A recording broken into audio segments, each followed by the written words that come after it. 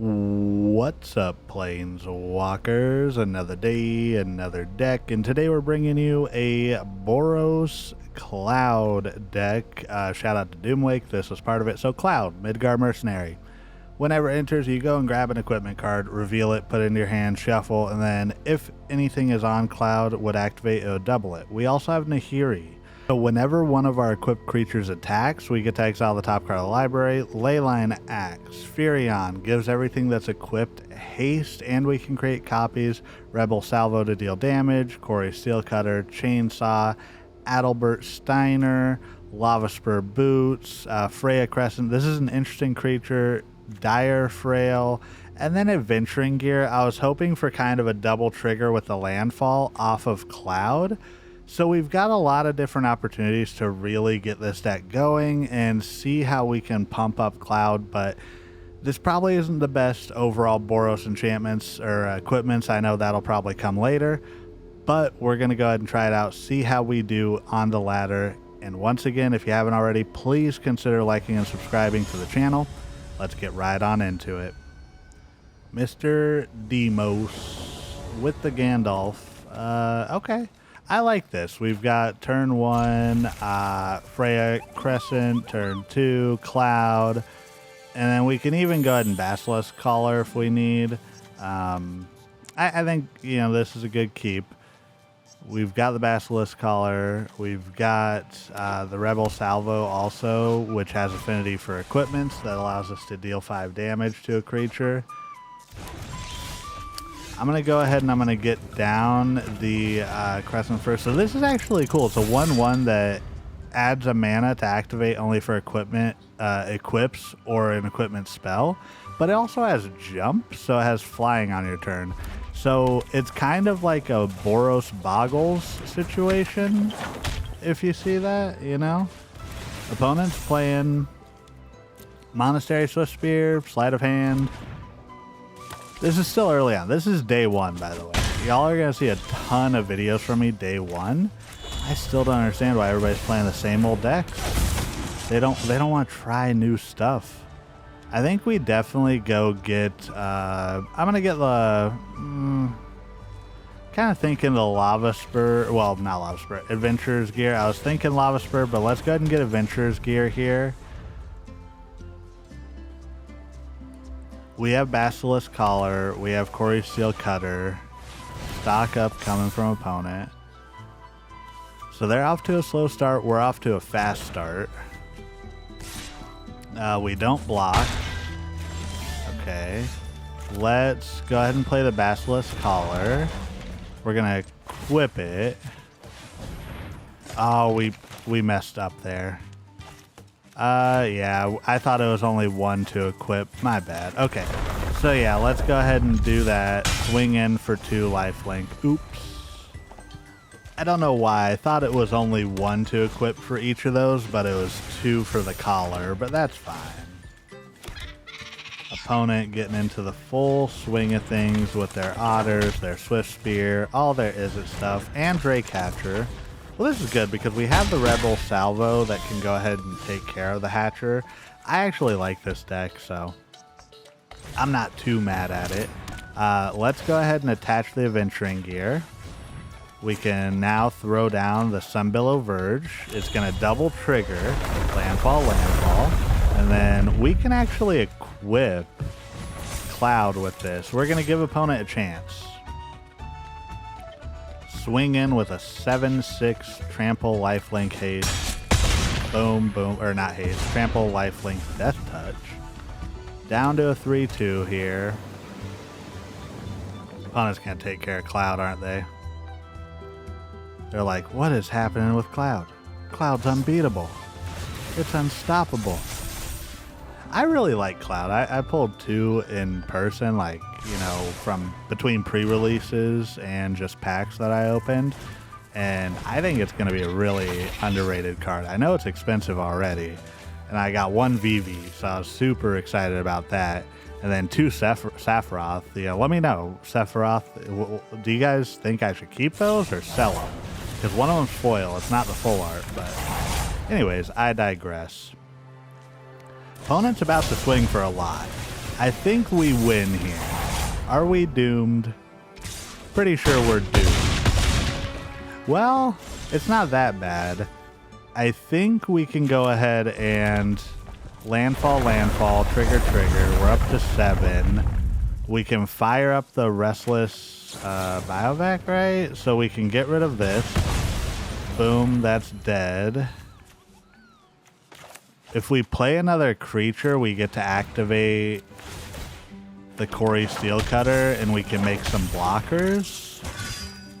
Keep the one that can attack. Oh, the one... Yeah, only that one has haste.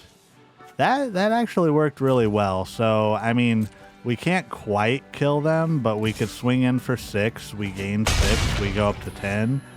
And now we have 3 blockers. We could have probably tried to fire that up and win, but hopefully this is enough. Because if they play another spell, they're going to move off their Cori-Steel Cutter onto some other creatures. Well, never mind. They don't have the Cori. I have the Cori-Steel Cutter. I was going to say, like, I get so confused sometimes because I thought that they had the Cori-Steel Cutter, but they have the Monstrous Rage rolls on their creatures. We got a land in hand too, so if we go ahead and play that, that's going to double pump our cloud. Okay, opponent's thinking. They're like, how do we deal damage? Into the Floodmaw, nice. So they're going to definitely go ahead and pump up quite a bit. If we don't block at all, I think we lose.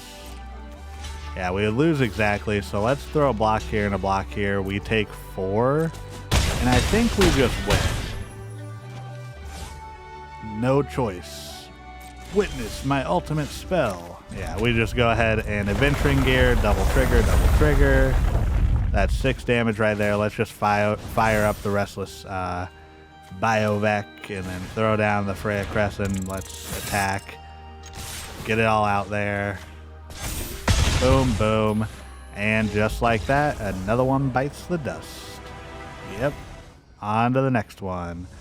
Umbreon's meowing in the background like, yay! She's been wanting my attention so much since the set came out. Don't worry, I've been giving it to her because, you know, the servers went down a bit. So I actually had the day off and she got all the love while I just patiently watched to see when the servers were going to come back up. Opponent got Escape Tunnel. So they're probably playing the Tifa deck.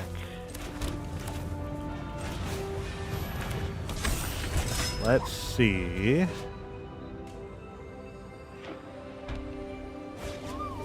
Okay, raised Chocobo. These Chocobos are deadly. So we can go ahead and throw down a chainsaw. I think we throw down the chainsaw, deal 3 to the Chocobo. And then do we put the boots on? I think we put the boots on. Swing in for 5 lifelink. Man, Adelbert Steiner, whatever, is an amazing card. It's an amazing card. I played this in the pre-release and I was like, holy cow. I think we just... I kind of just want to equip the chainsaw and just swing in. If they block... Oh, did I break it? Okay, I was like, did I break Arena? Alright, let's go.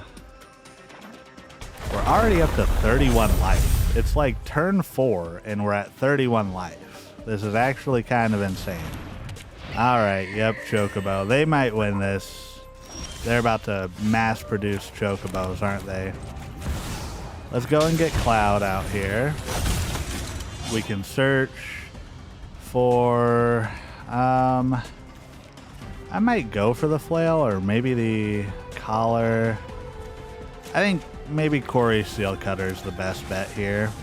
Go ahead and just throw down another. Do we attack though? Nah, we don't attack.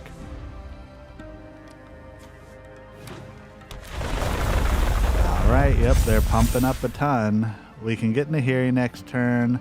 We really need the Salvo to get rid of their Chocobo Seeker of Paradise.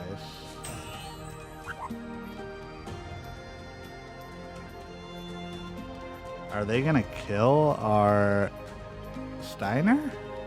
It does have ward.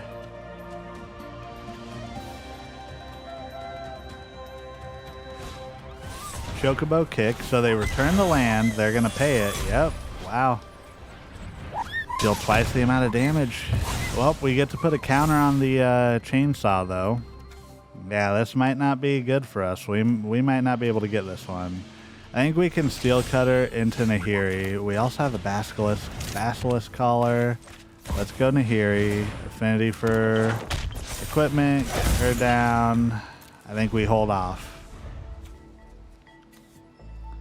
What is opponent doing? More landfall. Boom, boom. These chocobos are getting rather big. Firion Eagle. Da da da da da da da da. But they're not flying. Am I crazy? They're not flying. So, right? I might be crazy. I'm probably crazy. I don't know. Another Chocobo kick, that's fine. I mean, they're just pumping up our chainsaw, which is all good with me. Pump up the chainsaw as much as you can.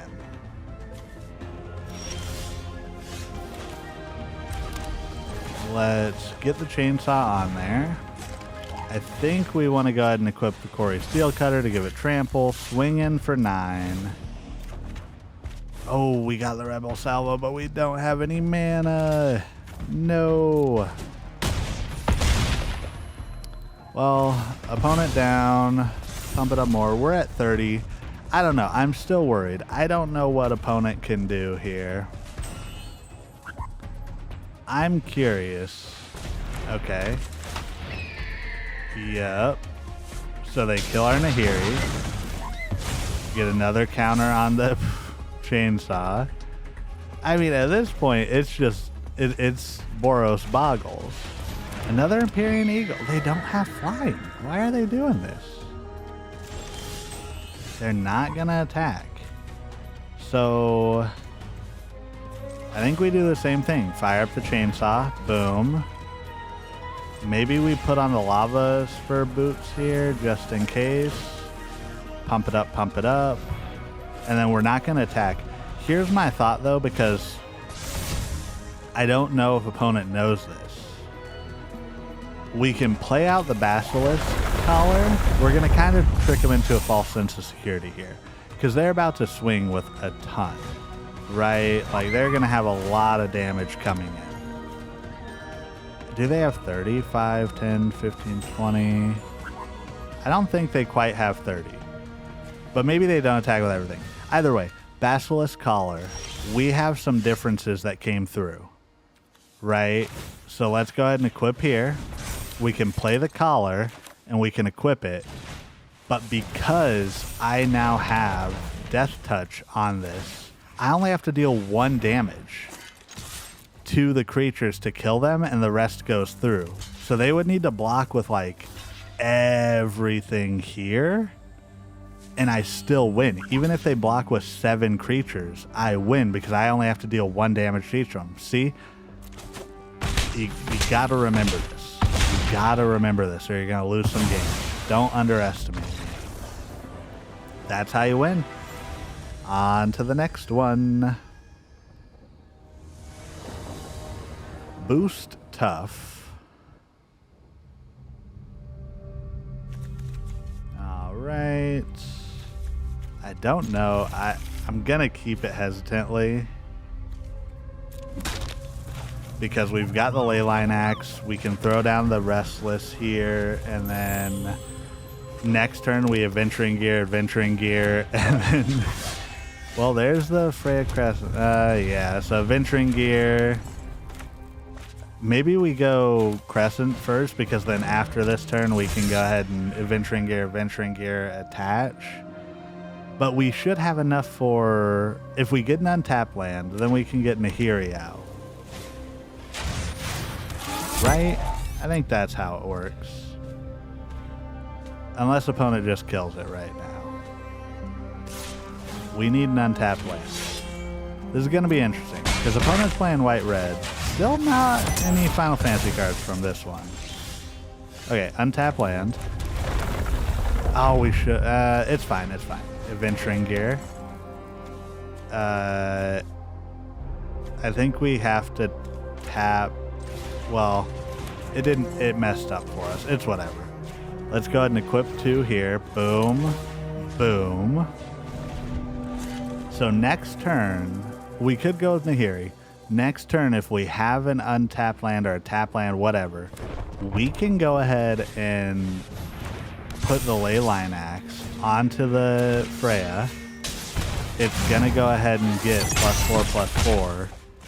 And then we can... Okay, so here we go. So let's go ahead and Leyline Axe, right? It gets +1/+1, double strike and trample. We go ahead and play Inspiring Vantage. Trigger, trigger, trigger. Boom, boom, boom. 6. Swing for 12. And we just hope that the opponent can't deal 11 damage to us this turn. Because they're gonna, at minimum, deal 7. They play up the Beanstalk.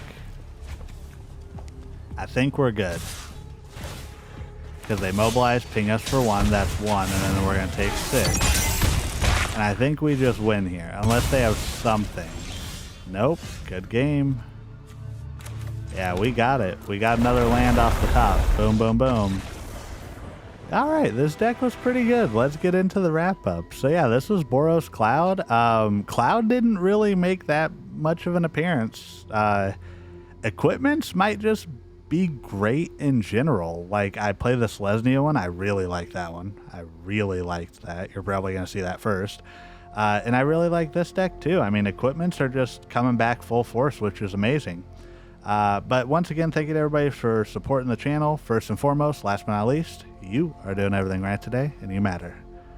Goodbye.